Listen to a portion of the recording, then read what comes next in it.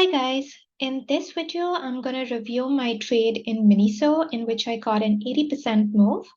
I'm going to do a post analysis of this trade based on 5 criteria: the SA at the time of buying and selling, the stock selection of MNSO, the entry, the exit, and the position size. So let's go ahead and look at the chart of MNSO. So let's start with a much broader view, which is the weekly chart, or as I've zoomed out on the daily chart. You can see this is the point where I bought MNSO, but before buying it, the stock had been in a huge decline of 87%, and it was a recent IPO. And for those of you who don't know what MNSO is, it belongs to the retail sector. It's a shop that sells little Chinese knickknacks and has been expanding all over the world. In fact, there's a new one that's just about to open near my house as well. So let me check what the situational awareness at that time was, the first criteria. So when I was buying MNSO, let's take a look at what the general market was doing, right? The general market had been in a massive decline as well. We were in the bear market and had been down about 20-25%. So it really wasn't a time for me to get aggressive, and it was a time for me to play defense.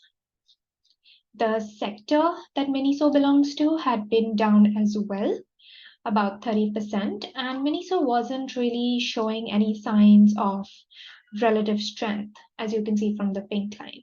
In fact, even on the day on which I took MNSO, the market was down and in a choppy range, and there wasn't really a bullish reason based on the market to enter the stock. So why then did I enter MNSO? I do have a link to the earnings article here that I can open up for you. So this is that link, and it talks about what was going on in MNSO at that time.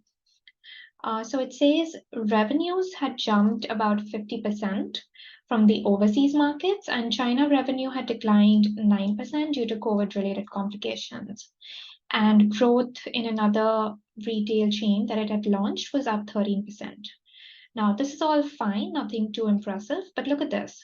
The gross margins had surged from 27% to 35%. Now, that is huge for any business.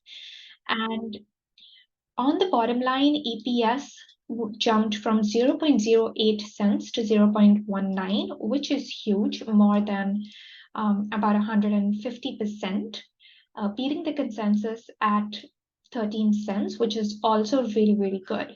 So I recall that in November when I bought MNSO, it was for 2 reasons, despite the bearishness in the SA. One was the spectacular EPS growth and the increase in gross margins. And 2 was the move that it had just recently made. It had gone up 60% in 2 days. And look at the volume on both of these days. 4 million shares traded on this day and 4.5 million shares traded on this day. Moreover, the fact that this day comes right after this big day, so the second day of huge buying is right after the first day of huge buying, tells me this is institutional buying.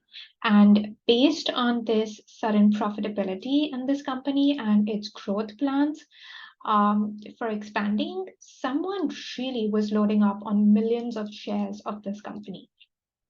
Look at the pullback we had as well. After that, it only gave back half of the gains that it had made in the last 2 days. And this was on really anemic volume. Like the volume on this day, right before I bought it, was just 300,000 shares, whereas the volume on these big days was 4.5 million shares. Lastly, I was also really lured in by the fact that this was a recent IPO. I love trading recent IPOs because not a lot of people already own it and not a lot of people know about it. So when something as big as the growth numbers in MNSO comes out, it attracts a lot of investors and a lot of institutions, and everyone wants a piece of it. Also, look at this. this was the clear range break that occurred in the stock. There was a clear resistance line here at about $9.25, which had been prior support as well.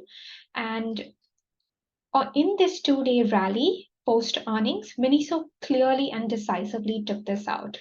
So there were a lot of bullish factors because of which I selected MNSO into my universe of earnings winners, and then eventually went for this despite the tailwinds, despite the headwinds in the general market.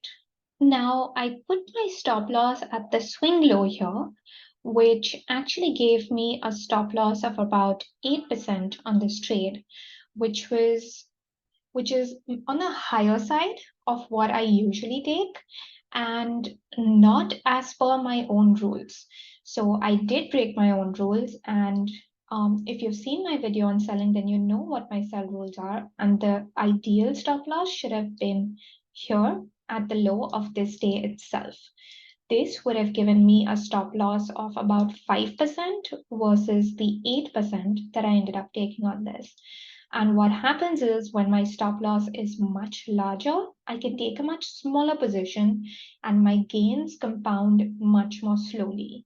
So in retrospect, this was a huge mistake. And I'm going to show you at the end of the video how much of a difference it would have made to my P&L if I had just stuck to my rules and taken the stop as the low of the day.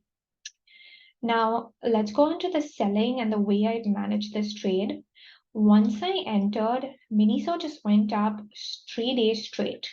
And because the SA at this point was not very bullish and I was still playing defense, I took about half my position off in 3 to 5 days. So this partial was taken at an average of, this was taken at 2 hour, and this was taken at 3 hour. So I took a partial at around 2.5 hours in total. And what I did then was just keep trailing the stop up to every single swing low. At this point, although my rules say that I should be completely out of the stock at 2 hour or 2 hour and then 3 to 5 days in the case of a swing trade, I decided to turn it into a position trade and try to hold it for a much bigger news simply based on the amount of strength this stock had. So even after I bought it, it just kept going straight up, went up 30% without a pullback. It had good volume coming in. The catalyst was very strong. And I thought it's worth holding a piece of this in case this makes a huge move back to where it was post its IPO. And so I kept trailing this stop loss up to each swing low. And this was a neat double bottom that protected me by the penny. And eventually, when it came up here and failed to break out and then pull back again, I sold another little partial piece. But that turned out to be a mistake because the next day the strength came in immediately and it bounced back on huge volume. That's when I moved the stop up on the remaining position to the day before this breakout. I then move it up here, I then move it up here, and then move it up here. And you can see throughout this move how well the stock is respecting the 10 and 20 day, other than this little breakdown. On this day, the earnings came, but since I had a huge cushion on that little trailing piece, so let me show you exactly how much cushion that was. I had 100% cushion on this piece. So I just decided to hold it into earnings, and it didn't really make much of a move into earnings. It did have massive volume, but it didn't move much. So that itself became a red flag for me. And I started to think about, okay, when am I going to end? When am I going to sell the last partial position? On this day, when the stock pulled back post earnings and then tried to bounce back and couldn't, I actually drew this upward trend line touching 1, 2, and 3 and decided that if it breaks this upward trend line, then I'm going to be all out. And that's exactly what it did. And on this day, my stop loss, which was set here, below this day, triggered, and I got all out. So in total, from the time that I bought it, MNSO made an 80% move, but because of the partials that I took on earlier, rather than getting a 10-hour trade on this, as I should have, I only got on average a 6.5-hour trade. And the saddest part of this, though, is had I taken this position with my stop as the low of day, this R multiple would have simply doubled, because instead of an 8% stop, I would have had around a 4 or 5% stop. And so instead of 6.5-hour, I would have had something like a 12-hour, 13-hour trade, which would have freely moved my account in a much more meaningful way. So this is a huge lesson for me to stick to my own rules. So in conclusion, how would I rate my own trade? So my situational awareness was pretty good. The stock selection was fantastic. The entry, I would say, was bad, considering the stop loss was placed at the wrong point. So 1 mark down for that. The exit was fine. Of course, in retrospect, I wish I had held all of the position as the whole quantity as a position trade, but given the situational awareness, I did do the right thing by selling part of it as a swing trade into strength. And in terms of position size, I had a very small pilot position in this because my portfolio didn't have much traction at that point. So that is fine.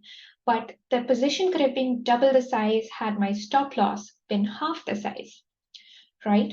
So I did miss out on a huge chunk of profits in this trade. So hopefully this has been helpful for you guys. And let me know if you think there was anything that I could have done better or anything that I missed out. Thank you so much.